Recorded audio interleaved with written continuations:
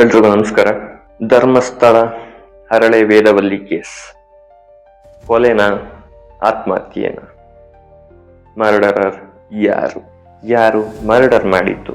ಈ ಬುರ್ಡಾ ಗ್ಯಾಂಗು ಸೌಜನ್ಯ ಹೋರಾಟ ಮಾಡ್ತಾ ಜೊತೆಗೆ ವೇದವಲ್ಲಿ ಕೇಸ್ನ ಕೂಡ ತಂದ್ರು. ಸೊ ನೋಡೋಣ ಈ ವೇದವಲ್ಲಿ ಕೇಸ್ ಏನಾಗಿರ್ಬೋದು ಅಂತ ಸ್ವಲ್ಪ ರೆಫರ್ ಮಾಡಿದಾಗ, ಕೆಲವೊಂದು ಪುಟಗಳನ್ನು ತಿರುಗಿಸಿದಾಗ ಕಂಡಂತಹ ನ್ಯೂಸ್ ಇವತ್ತು ನಾನು ನಿಮ್ಮ ಮುಂದೆ ಹೇಳಕ್ ಹೋಗ್ತಾ ಇರೋದು. ಈ ವೇದವಲ್ಲಿ ಕೇಸು ಏನು ಅಂತೇಳಿ. ಹರಳೆ ವೇದವಲ್ಲಿ ಅವರು ಹಾಗೂ ಅವರ ಹಸ್ಬೆಂಡ್ ಬಂದು ರಾಯಚೂರ್ನವರಾಗಿರ್ತಾರೆ. ಅವರು ಅಲ್ಲಿಂದ ಇಲ್ಲಿಗೆ ಬರ್ತಾರೆ, ಉಜಿರೆಗೆ ಬಂದು ಮದುವೆ ಕೂಡ ಆಗಿರ್ತಾರೆ. ಅನಂತರ ದಿನಗಳಲ್ಲಿ ಅವರು ಯಾರು ವೇದವಲ್ಲಿ ಹಸ್ಬೆಂಡ್, ಅವರು ಒಂದು ಹಾಸ್ಪಿಟಲ್ ಅಲ್ಲಿ ಕೆಲಸ ಮಾಡ್ತಿರ್ತಾರೆ. ಅದೇ ರೀತಿ ವೇದವಲ್ಲಿ ಅವರು ಅಲ್ಲಿನ ಲೋಕಲ್ ಮಕ್ಕಳಿಗೆ ಪಾಠನ ಹೇಳ್ಕೊಡ್ತಾ ಇರ್ತಾರೆ. ಆ ಸಮಯದಲ್ಲಿ SDM ಶಿಕ್ಷಣ ಸಂಸ್ಥೆಗೆ ಒಬ್ರು ಶಿಕ್ಷಕಿ ಬೇಕಾಗಿರುತ್ತೆ. ಆ ಶಿಕ್ಷಕಿಯ ಸ್ಥಾನಕ್ಕೆ ವೇದವಲ್ಲಿ ಅವ್ರನ್ನ ಅಪಾಯಿಂಟ್ಮೆಂಟ್ ಮಾಡ್ಕೊಳ್ತಾರೆ. ವೇದವಲ್ಲಿ ಅವರು ಅಪಾಯಿಂಟ್ಮೆಂಟ್ ಆದಂತಹ ಕೆಲವೇ ದಿನಗಳಲ್ಲಿ ಆ ಶಿಕ್ಷಣ ಸಂಸ್ಥೆಯಲ್ಲಿ ಇದ್ದಂತಹ ಸ್ಕೂಲಿನಲ್ಲಿ ಮುಖ್ಯೋಪಾಧ್ಯಾಯರು ತೀರೋಗ್ತಾರೆ. ಸೊ ಅವರ ಡೆತ್ ಆದಮೇಲೆ ಮುಖ್ಯೋಪಾಧ್ಯಾಯರ ಸೀಟಿಗೆ ಯಾರನ್ನ ಕೂರಿಸ್ಬೇಕು ಅನ್ನೋದು SDM ಸ್ಕೂಲ್ನ ಅಥಾರಿಟಿಯಲ್ಲಿ ಒಂದು ಡಿಸ್ಕಷನ್ ಆಗುತ್ತೆ.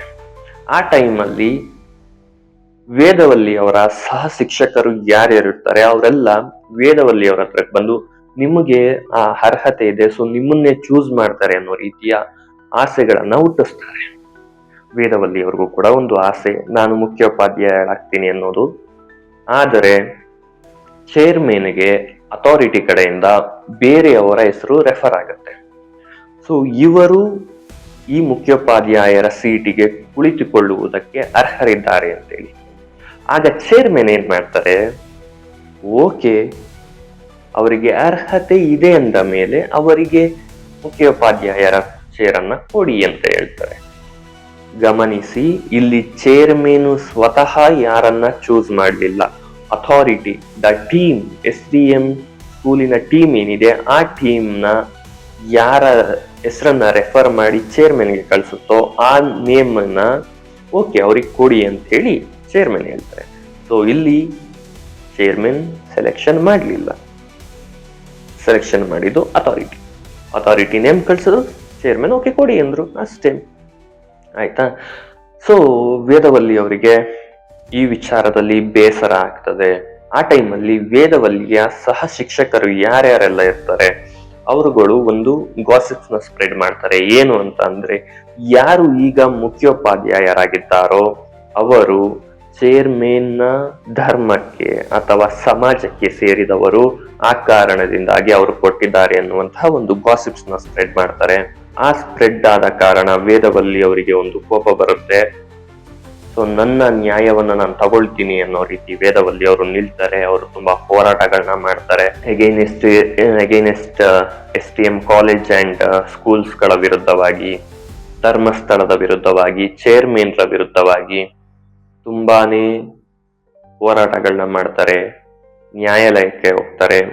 ಸೊ ನ್ಯಾಯಾಲಯದಲ್ಲಿ ಹಿನ್ನಡೆ ಆಗುತ್ತೆ. ಮತ್ತೆ ಈ ರೀತಿಯ ಧರ್ಮಸ್ಥಳದ ಹೆಬ್ಬಾಗಿಲು ಏನಿದೆಯಲ್ಲ ಅಲ್ಲಿ ನಿಂತು ಕೂಡ ತುಂಬಾ ಹೋರಾಟಗಳನ್ನ ಮಾಡ್ತಾರೆ.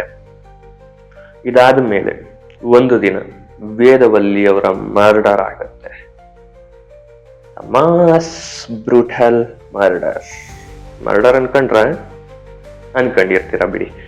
ಈ ಎಲ್ಲ ಅದನ್ನೇ ತಾನೇ ಹೇಳ್ತಾ ಇರೋದು, ಮರ್ಡರ್ ಅಂತಾನೆ ಅನ್ಕೊಂಡಿರ್ತೀರ.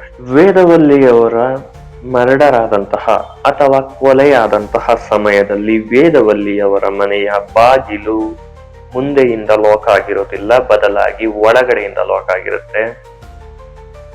ಆದ್ರೆ ಇಲ್ಲಿ ಕೆಲವೊಬ್ರು ಇನ್ನೂ ಒಂದ್ ಸ್ವಲ್ಪ ತಲೆ ಓಡಿಸ್ತಾರೆ, ಕೊಲೆ ಮಾಡಿದವನು ಮುಂದೆಯಿಂದ ಒಳಗಡೆಯಿಂದ ಬಾಗ್ಲಾಕಿ ಹಿಂದೆ ಬಾಗ್ಲಲ್ಲಿ ಓಡೋಗಿರ್ತಾನೆ ಅಂತೇಳಿ. ಆದ್ರೆ ಸ್ವಲ್ಪ ಯೋಚನೆ ಮಾಡಿ, ವೇದವಲ್ಲಿ ಅವರ ಮನೆಗೆ ಯಾವುದೇ ರೀತಿಯ ಹಿಂದಿನ ಬಾಗಿಲು ಇರುವುದಿಲ್ಲ. ಆ ಮನೆಗೆ ಇರುವುದು ಒಂದೇ ಒಂದು ಬಾಗಿಲು, ಅದು ಮುಂದೆ ಮಾತ್ರ. ಸೊ ಇಲ್ಲಿ ಯಾರೇ ಬಂದು ತಪ್ಪಿಸ್ಕೊಳ್ಳಿಕ್ಕೆ ಚಾನ್ಸ್ ಇಲ್ಲ. ಸೊ ವೇದವಲ್ಲಿ ಅವರು ಯಾರೋ ಬಂದು ಕೊಲೆ ಮಾಡಲಿಲ್ಲ. ವೇದವಲ್ಲಿ ಅವರು ಮನನೊಂದು ಅಂದ್ರೆ ಅವರಿಗೆ ಸಿಗಬೇಕಾದಂತಹ ಪೋಸ್ಟ್ ಸಿಗಲಿಲ್ಲ ಅನ್ನೋ ರೀತಿಯ ಒಂದು ಮನನೊಂದಂತಹ ಕಾರಣ. ಅದಾದ ಮೇಲೆ ಇವರು ಏನು ನ್ಯಾಯಯುತವಾಗಿ ಕೋರ್ಟಲ್ಲಿ ನಾವು ಸ್ವಲ್ಪ ಹೋರಾಡ್ತೀನಿ ಅನ್ನುತ್ತಾ ಹೋದಾಗ ಅಲ್ಲೂ ಕೂಡ ಇವರಿಗೆ ಹಿನ್ನಡೆಯಾದಂತಹ ಸಂದರ್ಭದಲ್ಲಿ ವೇದವಲ್ಲಿ ಅವರು ಮನನೊಂದು ಸೀಮೆ ಎಣ್ಣೆಯನ್ನ ಹಾಕೊಂಡು ಬೆಂಕಿ ಹಾಕೊಳ್ತಾರೆ. ಆದ್ರೆ ಎಷ್ಟೋ ಕಡೆ ಪೆಟ್ರೋಲ್ ಹಾಕಿ ಸಾಯಿಸ್ಬಿಟ್ರು ಅಂತಿದೆ. ಸ್ವಾಮಿ, ಪೆಟ್ರೋಲ್ ಬಂಕ್ಗಳು ಇವಾಗಿದ್ದಂಗೆ ಹೆಚ್ಚೆಚ್ಚೆಗೂ ಸಿಗ್ತಿರ್ಲಿಲ್ಲ ರೀ. ಪೆಟ್ರೋಲ್ ಬಂಕ್ಗಳು ತುಂಬಾ ದೂರಗಳೆಲ್ಲ ಇರ್ತಿತ್ತು. ವೇದವಲ್ಲಿಯವರ ಮನೆಯಲ್ಲಿ ಇದ್ದಂತಹ ಸೀಮೆ ಎಣ್ಣೆಯನ್ನ ವೇದವಲ್ಲಿಯವರು ಸುರ್ಕೊಂಡು ಬೆಂಕಿ ಹಚ್ಕೊಂಡು ಸತ್ತಿರ್ತಾರೆ ಅಥವಾ ಆತ್ಮಹತ್ಯೆಯನ್ನ ಮಾಡ್ಕೊಂಡಿರ್ತಾರೆ. ಯಾಕೆ ಅಂತ ಅಂದ್ರೆ ವೇದವಲ್ಲಿಯವರ ಮನೆಗೆ ಇದ್ದಿದ್ದು ಒಂದೇ ಒಂದು ಬಾಗಿಲು. ಯಾರೇ ಒಳಗಡೆ ಹೋಗಿ ಹೊರಗಡೆ ಬಂದ್ರು ಕೂಡ ಮುಂದೆ ಇಂತ ಲಾಕ್ ಮಾಡ್ತಾರೋ ಹೊರತು ಒಳಗಡೆಯಿಂದ ಕೈನ ಗೋಡೆ ಒಳಗಡೆ ತೋರಿಸಿ ಲಾಕ್ ಮಾಡಿ ಮತ್ತೆ ಗೋಡೆ ಒಳಗಡೆಯಿಂದ ತಗೊಳಕ್ ಆಗಲ್ಲ ಅಲ್ವಾ. ಇದನ್ನ ನೋಟಿಸ್ ಮಾಡ್ಬೇಕಾಗತ್ತೆ.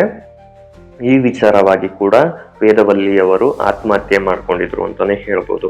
ಇದಾದ ಮೇಲೆ ಪೊಲೀಸ್ ಅವರು ಬರ್ತಾರೆ. ಅವರ ಇನ್ವೆಸ್ಟಿಗೇಷನ್ ಅಲ್ಲೂ ಕೂಡ ಅವರು ತುಂಬಾನೇ ವಿಚಾರಗಳನ್ನ, ಆ ಮನೆಯಲ್ಲಿ ಯಾವುದಾದರೂ ಫಿಂಗರ್ ಪ್ರಿಂಟ್ ಸಿಗಬಹುದಾ, ಅಥವಾ ಏನಾದರೂ ಯಾರಾದ್ರೂ ಬಂದು ಮರ್ಡರ್ ಮಾಡಿದ್ರೆ ಆ ಮನೆಯಲ್ಲಿ ಏನಾದ್ರೂ ಬಿಟ್ಟು ಹೋದಂಥದ್ದು ಸಿಗಬಹುದಾ, ಅಥವಾ ಆ ಕ್ಯಾನಿನಲ್ಲಿ ಬೇರೆ ಯಾರ್ದಾದ್ರೂ ಫಿಂಗರ್ ಪ್ರಿಂಟ್ ಸಿಗಬಹುದಾ, ಡೋರ್ ಅಲ್ಲಿ ಬೇರೆ ಯಾರ್ದಾದ್ರೂ ಫಿಂಗರ್ ಪ್ರಿಂಟ್ ಸಿಗಬಹುದಾ. ಈ ರೀತಿ ಎಲ್ಲ ಚೆಕ್ ಮಾಡಿದಾಗ ಡೋರ್ ನಲ್ಲಿ ಆಗಲಿ ಅಥವಾ ಅಲ್ಲೇ ಪಕ್ಕದಲ್ಲೇ ಬಿದ್ದಿದ್ದಂತಹ ಸೀಮೆ ಎಣ್ಣೆಯ ಕ್ಯಾನಿನಲ್ಲಾಗಲಿ ಗೋಡೆಯಲ್ಲಾಗಲಿ ಯಾವುದೇ ರೀತಿಯ ಮತ್ತೊಬ್ಬ ವ್ಯಕ್ತಿಯ ಬೆರಳಚ್ಚುಗಳು ಸಿಗುವುದಿಲ್ಲ. ಅಲ್ಲಿ ಸಿಗೋದು ಬೆರಳಚ್ಚುಗಳು ಒಂದು ವೇದವಲ್ಲಿಯವರದು. ಆ ಕ್ಯಾನ್ ಅಲ್ಲಿ ಸಿಗುವಂತದ್ದು ವೇದವಲ್ಲಿಯವರದು, ಆ ಡೋರ್ ಅಲ್ಲಿ ಸಿಗುವಂತದ್ದು ವೇದವಲ್ಲಿಯವರದು ಹಾಗೂ ಅವರ ಗಂಡಂದು. ಇಷ್ಟು ಫಿಂಗರ್ ಪ್ರಿಂಟ್ಸ್ಗಳು ಬಿಟ್ರೆ ಬೇರೆ ಯಾವ ಫಿಂಗರ್ ಪ್ರಿಂಟ್ಸ್ ಸಿಗೋದಿಲ್ಲ. ಹಾಗೆ ಯಾರೋ ಕೊಲೆ ಮಾಡಿ ಒಳಗಡೆಯಿಂದ ಬಾಗ್ಲಾಕಕ್ಕೂ ಆಗೋದಿಲ್ಲ, ಹೊರಗಡೆ ಬಂದೇ ಹಾಕಬೇಕು. ಅವರ ಗಂಡನೇ ಒಪ್ಕೊಂಡಿರೋ ಪ್ರಕಾರ ಬಾಗಿಲು ಒಳಗಡೆಯಿಂದ ಲಾಕ್ ಆಗಿತ್ತು. ಆ ಮನೆಗೆ ಬೇರೆ ಇನ್ನೊಂದು ಬಾಗಿಲೇ ಇಲ್ಲದೆ ಇರೋ ಕಾರಣ ಕೊಲೆ ಮಾಡಿ ಕೊಲೆಗಾರ ತಪ್ಪಿಸ್ಕೊಳಕ್ ಹೆಂಗ್ ಸಾಧ್ಯ, ಒಳಗಡೆ ಬಾಗ್ಲ ಹಾಕೊಂಡ್ರೆ ಅಲ್ವಾ. ಅಂಡ್ ಇನ್ನೂ ಕೆಲವೊಬ್ರಿಗಿದೆ, ವೇದವಲ್ಲಿ ಅವರನ್ನ ಕಟ್ಟಿ ಅನಂತರ ಸೀಮೆ ಎಣ್ಣೆಯನ್ನ ಹುಯ್ದು ಅಥವಾ ಪೆಟ್ರೋಲ್ ಅನ್ನ ಹುಯ್ದು ಸಾಯಿಸಿದ್ರು ಅಂತೇಳಿ. ಬಟ್ ಆದರೆ ಪೊಲೀಸ್ ಇನ್ವೆಸ್ಟಿಗೇಷನ್ ಅಲ್ಲಿ ಹಾಗೂ ಅವರ ಗಂಡನ ಹೇಳಿಕೆಯ ಪ್ರಕಾರ ವೇದವಲ್ಲಿ ಅವರನ್ನ ಯಾವುದೇ ರೀತಿಯ ಟೈ ಮಾಡಿರ್ಲಿಲ್ಲ, ಮೀನ್ಸ್ ಕಟ್ಟಿರ್ಲಿಲ್ಲ. ಅವ್ರ ಕಾಲ್ನೇ ಆಗಿರ್ಲಿ ಅವ್ರ ಕೈನೇ ಆಗಿರ್ಲಿ ಯಾವುದೇ ರೀತಿ ಕಟ್ಟಿರ್ಲಿಲ್ಲ, ಅದು ಫ್ರೀ ಆಗೇ ಇತ್ತು. ಇದನ್ನ ಅವರ ಗಂಡ ಕೂಡ ಒಪ್ಕೊಳ್ತಾರೆ. So this is the moral story of Vedavalli ಆತ್ಮಹತ್ಯೆ case. This is not a murder, ಇದು ಆತ್ಮಹತ್ಯೆ. ವೇದವಲ್ಲಿ ಅವರು ಮನನೊಂದಿದ್ದ ಕಾರಣದಿಂದಾಗಿ ಈ ಆತ್ಮಹತ್ಯೆಗೆ ಶರಣಾಗ್ತಾರೆ. ಅವರ ಆತ್ಮಸ್ಥೈರ್ಯವನ್ನ ಕಳ್ಕೊಂಡಂತಹ ವೇದವಲ್ಲಿ ಅವರು ಆತ್ಮಹತ್ಯೆಗೆ ಶರಣಾಗ್ತಾರೆ. ಇದು ವೇದವಲ್ಲಿ ಅವರ ಕೇಸಿನ ಡೀಟೇಲ್ಸ್. ಆದರೆ ಎಲ್ಲರನ್ನು ಧರ್ಮಸ್ಥಳದ ವೀರೇಂದ್ರ ಹೆಗ್ಗಡೆಯವರೇ ಮಾಡಿಸಿದ್ರು ಅಥವಾ ಧರ್ಮಸ್ಥಳದ ಹೈಯರ್ ಅಥಾರಿಟಿಗಳೇ ಮಾಡಿಸಿದ್ರು ಅಂತ ಹೇಳ್ತಾರೆ. ಯಾಕೆ? ಈ ಕ್ವಶನ್ಸ್ ಕೂಡ ನಿಮ್ಮಲ್ಲಿ ಬಂದಿರುತ್ತೆ. ಎಕ್ಸಾಂಪಲ್ ತಗೊಳ್ಳಿ, ನಾನು ಧರ್ಮಸ್ಥಳದ ವಿರುದ್ಧ ಹೋರಾಡಿ ಧರ್ಮಸ್ಥಳದ ವಿರುದ್ಧ ಫೈಟ್ ಮಾಡ್ತಿರ್ತೀನಿ, ಹೋರಾಡ್ತಿರ್ತೀನಿ, ರೋಡ್ ಬೀದಿ ರಂಪಾಟ ಮಾಡ್ಬಿಟ್ಟಿರ್ತೀನಿ ಧರ್ಮಸ್ಥಳದ ಇದ್ರಲ್ಲಿ. ಪ್ರತಿಯೊಬ್ಬರಿಗೂ ಗೊತ್ತಿರುತ್ತೆ ನಾನು ಧರ್ಮಸ್ಥಳದ ವಿರುದ್ಧವಾಗಿ ಫೈಟ್ ಮಾಡ್ತಿದ್ದೀನಿ ಅಂತೇಳಿ. ಆಗ ಯಾರೇ ಒಬ್ಬ ಮೂರನೇ ವ್ಯಕ್ತಿ ಬಂದು ನನ್ನನ್ನ ಕೊಲೆ ಮಾಡಿದ್ರು ಅಥವಾ ನನ್ನ ಆತ್ಮಸ್ಥೈರ್ಯವನ್ನ ಕಳ್ಕೊಂಡು ನಾನು ಆತ್ಮಹತ್ಯೆಗೆ ಶರಣಾದ್ರೂ ಜನಗಳು ಬೆರಳು ಮಾಡುವುದು ನಾನು ಯಾರ ವಿರುದ್ಧವಾಗಿ ಹೋರಾಡ್ತಿರ್ತೀನಲ್ವಾ ಅವ್ರಿಗೇನೆ. ಅವರೇ ಮಾಡಿಸ್ಬಿಟ್ಟಿದ್ದಾರೆ. ಯಾಕಂದ್ರೆ ಆತ ಅವ್ರನ್ನ ಎದುರಾಕೊಂಡ್ಬಿಟ್ಟಿದ್ದ, ಅವ್ರ ವಿರುದ್ಧವಾಗಿ ನಿಂತಿದ್ದ ಅವನು. ಆ ಕಾರಣದಿಂದಾಗಿ ಅವರು ಆತನನ್ನ ಮರ್ಡರ್ ಮಾಡಿಸ್ಬಿಟ್ರು, ಅವನನ್ನ ಮರ್ಡರ್ ಮಾಡಿದ್ರು. ಇದೇ ನ್ಯೂಸ್, ಇದೇ ಗಾಸಿಪ್ಸ್ ಸ್ಪ್ರೆಡ್ ಆಗೋದು ವೇದವಲ್ಲಿ ಅವರ ಕೇಸಿನಲ್ಲೂ ಆದಂತಹ ಗಾಸಿಪ್ ಸ್ಪ್ರೆಡ್ ಇದೆ. ಸೊ ಯೋಚನೆ ಮಾಡಿ, ಲಾಜಿಕಲಿ ಯೋಚನೆ ಮಾಡಿ. ನೀವು ಕೂಡ ವೇದವಲ್ಲಿ ಅವರ ಕೇಸಿನ ಬಗ್ಗೆ ತಿಳ್ಕೊಳ್ಬೇಕು ಅಂತಿದ್ರೆ ಗೂಗಲ್ ಅಲ್ಲಿ ಹೋಗಿ ಜಸ್ಟ್ ಸರ್ಚ್ ಮಾಡಿ ವೇದವಲ್ಲಿ ಕೇಸ್ನ. ತುಂಬಾನೇ ಡೀಟೇಲ್ಸ್ಗಳು ನಿಮಗೂ ಸಿಗುತ್ತೆ. ಓಕೆನಾ? ನಮಸ್ತೆ.